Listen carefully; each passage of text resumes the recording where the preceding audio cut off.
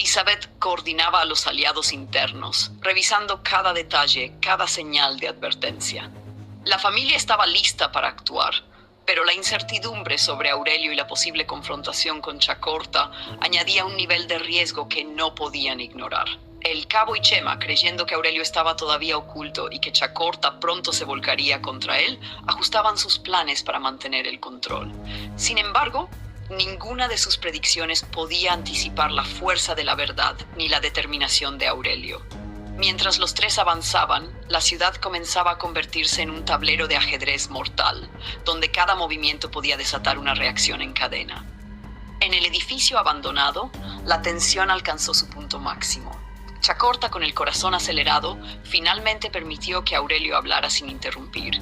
La voz de Aurelio, llena de convicción y calma, trataba de penetrar la nube de rabia que lo cegaba. Recordaba detalles que solo él sabía, hechos que demostraban que también había sido víctima del engaño. Cada palabra era medida, cada argumento cuidadosamente calculado, buscando abrir un hilo de duda en la mente de Chacorta.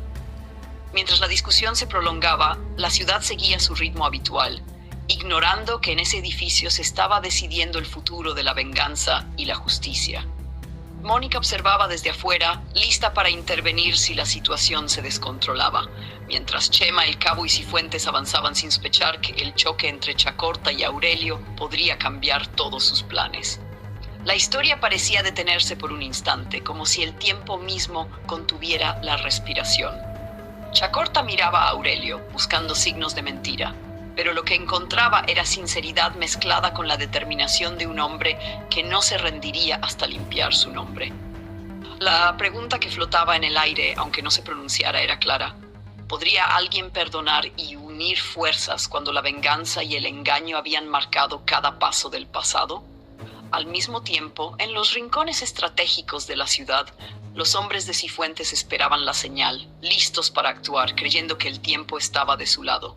Ninguno de ellos sabía que los Casillas y Aurelio ya habían comenzado a mover piezas que cambiarían el tablero completamente. La tensión, la traición y la venganza se mezclaban, preparando el terreno para un enfrentamiento que nadie podría ignorar. Mientras el sol se elevaba y la luz iluminaba los rincones oscuros de la ciudad, Chacorta finalmente comenzó a escuchar con más atención. La verdad, aunque difícil de aceptar, empezaba a abrir una grieta en su odio.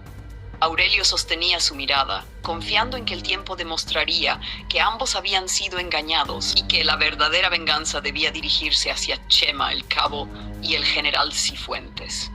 El primer contacto directo entre enemigos y aliados engañados estaba a punto de ocurrir, y cada movimiento, cada palabra y cada decisión en esos minutos definía el destino de todos. Nadie podía predecir cómo terminaría, pero la sensación de que la guerra apenas comenzaba estaba presente en cada respiración, en cada mirada, en cada sombra. ¿Qué decisiones tomarías si alguien que considerabas culpable resulta ser también víctima del engaño? ¿Hasta dónde llegarías para demostrar la verdad y unir fuerzas contra quienes realmente te traicionaron? Cuando la señal llegó. Almadén, punto de encuentro, punto de ruptura. Nadie dudó. Las luces en la carretera parpadearon como ojos que vigilaban. En cuestión de minutos, la ciudad se convirtió en un tablero incendiado, donde cada pieza se movía con un solo destino. Choque brutal. Ismael no esperaba sorpresas, pero las aceptaba como parte del plan. Elizabeth, junto a Mónica, afinaba las últimas coordenadas desde un vehículo en movimiento, las manos temblando solo lo necesario. El plan de Aurelio estaba claro y cruel. Arrinconar a Chema y al cabo en su propio terreno, forzar una reacción que desnudara la verdad. ¿Quién esperaba que la respuesta fuera un mar de balas?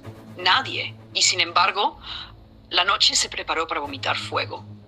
El primer impacto vino como un rugido. Un vehículo estalló en la entrada de Almadén y el aire se llenó de fragmentos brillando contra el cielo. Hombres con chalecos, rostros cubiertos por sombras, salieron como bestias de caza. Cifuentes, aislado en su puesto avanzado, apretó el micrófono y ordenó fuego cruzado. No había palabras para negociar. Había tiros, gritos y el olor metálico de la muerte cerca. El suelo vibró por las detonaciones mientras Chema y el cabo trataban de reagruparse. Habían planeado 1000 cosas, pero no aquel vendaval que golpeó sin misericordia. Aurelio apareció entre las cortinas de humo, su figura recortada por el resplandor de un auto incendiado. No venía a dialogar, venía a imponer una verdad con planta de hierro. La tensión escaló hasta hacerse visible, un hilo de humo y calor entre hombres que se miraban con la intención de borrarse mutuamente.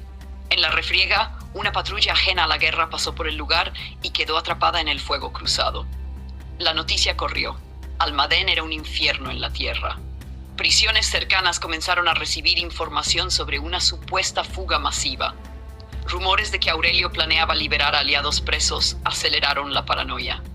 Cárceles y celdas se tensaron como cuerdas a punto de romperse. ¿Cuánto podía soportar un sistema cuando la ciudad entera se desangraba en sus calles? Dentro de la refriega, Mónica actuó con precisión casi fría. Protegió a Aurelio y, a la vez, pasó información vital a Ismael para cortar las rutas de escape del enemigo. Sus dedos sobre el teclado eran como disparos contenidos. Cada pulsación, una orden que alteraba trayectorias y ponía trampas en la carretera. Elizabeth, en una camioneta blindada, vio caer a varios hombres y por un instante pensó en lo frágil que era la línea entre reclamación y carnicería. Pero no había espacio para la piedad. Si querían exponer a los verdaderos culpables, tenían que sacarlos a la luz en medio del caos. La primera barrera se rompió cuando Chacorta llegó al perímetro, envuelto en furia y dolor. Su decisión de enfrentar a Aurelio se había convertido en un choque más grande, y ahora lo que buscaba era sangre. Al verse rodeado de fuego, el odio del hermano desbordó el resentimiento, confundió patrullas con traidores y disparó con la intensidad de quien no deja preguntas sin respuesta. Las balas cortaban la noche y también las certezas. Nadie estaba a salvo. En la línea de fuego, el general Cifuentes perdió el control por un instante y cometió un error táctico. Ordenó un bombardeo sobre una casa que, según inteligencia engañosa, albergaba a colaboradores de Aurelio. La casa explotó y con ella se vinieron abajo las coartadas. Víctimas inocentes aparecieron entre las ruinas y la ciudad vio por primera vez la crudeza del poder desbocado. Aquello no solucionó nada, lo complicó todo. La triste realidad se extendía. La violencia no distinguía culpables de víctimas cuando el odio mandaba. Aurelio, herido en una pierna, no mostró debilidad. Sangraba y avanzaba como si la sangre lo alimentara. Frente a él, Chema y el cabo intentaban recomponer su dominio, pero la presión y la lluvia de disparos les devoraba la calma. En un momento decisivo, Aurelio quedó cara a cara con Chema. El choque fue breve pero intenso. Palabras cortas, miradas que partían la carne, un puño que no llegó a transformarse en venganza física, porque un disparo rompería todo el teatro. Esa cercanía dejó una cosa clara. La verdad podía arrancarse a golpes, pero también con la evidencia correcta. Mientras tanto, la prisión regional, esa de paredes altas y miradores oxidados, entró en erupción. Los presos, alimentados por la confusión y la promesa de un posible levantamiento, comenzaron a provocar disturbios. Mónica, desde su canal de contactos, sabía que ese era un riesgo calculado por Cifuentes para desviar la atención, abrir cárceles, liberar culpas. Pero también era una oportunidad para exponer operaciones sucias. Si alguien filtraba la verdad dentro de ese caos, las piezas podrían caer como fichas. Las sirenas inundaron la ciudad y con ellas llegaron fuerzas externas, unidades antimotines, helicópteros que cortaban el aire y focos que convertían la noche en día artificial. En ese teatro de luces, la estrategia de Aurelio tomó un giro. No buscó solo matar o capturar, buscó pruebas. Ordenó a sus hombres recuperar documentos que estaban en un contenedor blindado en las cercanías de la bodega de Cifuentes. Si conseguían esos papeles, podrían demostrar no solo la culpabilidad de Chema y el cabo, sino también la implicación del general en el montaje contra Ourense. Los hombres de Aurelio, entre disparos y maniobras, lograron abrir el contenedor. Los documentos estaban allí: nombres, transferencias, órdenes firmadas. La evidencia era una bomba que cambiaba el juego. Al leerlos en medio del humo y los cuerpos, Ismael entendió que la verdad ya no era un rumor, era una herramienta. Y con ella en mano, la venganza podía convertirse en justicia o en algo peor. Chacorta, viendo los papeles y escuchando a Aurelio, vaciló por primera vez. La furia que lo guiaba se mezcló con la duda. ¿Y si todo había sido manipulado desde el principio? Esa grieta bastó para frenar una muerte anunciada. Pero no detuvo el desastre. La ciudad sangraba, la prisión explotaba en protestas y las autoridades iniciaban purgas internas que buscarían salvar apariencias, no personas. En En medio del humo, alguien gritó el nombre del cabo. Fue la señal. Un francotirador ubicado en una torre vieja encontró su blanco. La caída del cabo dejó un silencio pesado, un respiro que duró apenas segundos antes de que la segunda ola de violencia retomara su curso. Aquello no solucionó nada, dejó cadáveres y más preguntas. La noche terminó con la ciudad herida, con patrullas en las calles y con una verdad ahora imposible de ocultar. Los documentos recuperados salieron en manos de alguien dispuesto a difundirlos, y la sombra de Cifuentes, Chema y el cabo quedó marcada para siempre. Aurelio, cojeando, sonrió con la crudeza de quien sabe que la batalla principal apenas empezaba. Chacorta lo miró de otra forma, ya no solo con rabia, sino con una sospecha que podía transformarse en alianza. La ciudad amaneció con olor a pólvora y a mentiras que explotaron en la madrugada. ¿Qué haría la gente cuando supiera que los titanes que gobernaban sus calles eran también los titiriteros de su desgracia? ¿Cuánto cambiaba el destino de una familia cuando la verdad por fin se exponía entre casquillos y humo? Por un polvo gris, mezcla de humo, escombros y la resaca de la noche anterior. Las calles de Almadén parecían heridas abiertas, autos destruidos, cristales rotos y cuerpos que todavía se movían con desesperación. Cada esquina era un recordatorio de que la guerra había empezado sin previo aviso y que las piezas del tablero se habían reacomodado de manera irrevocable. Ismael Casillas permanecía en la mansión, observando las primeras noticias en la televisión. La policía había rodeado varios puntos estratégicos, pero nadie podía detener lo que ya se había desencadenado. Elizabeth estaba junto a él, analizando los documentos recuperados por Aurelio. Cada página, cada firma y cada registro mostraba la magnitud del engaño. Transferencias ocultas, órdenes ilegales y pruebas que comprometían directamente al general Cifuentes, Chema y el cabo. Ahora la batalla no era solo de balas, era de evidencia y exposición pública. Aurelio, aún cojeando por la herida en la pierna, avanzaba con cautela. Sabía que su próximo movimiento sería crucial. Debía encontrar a Chacorta y convencerlo completamente de que la venganza debía dirigirse hacia los verdaderos culpables. El hermano de Ourense Casillas lo miraba con recelo. La mezcla de furia y duda en sus ojos era evidente. ¿Hasta qué punto podemos confiar en la palabra de alguien que podría habernos traicionado? Parecía preguntarle cada mirada. Mientras tanto, Chema y el cabo trataban de reagruparse. La caída de su poder en Almadén era evidente. La evidencia recuperada por Aurelio ponía todo su mundo patas arriba.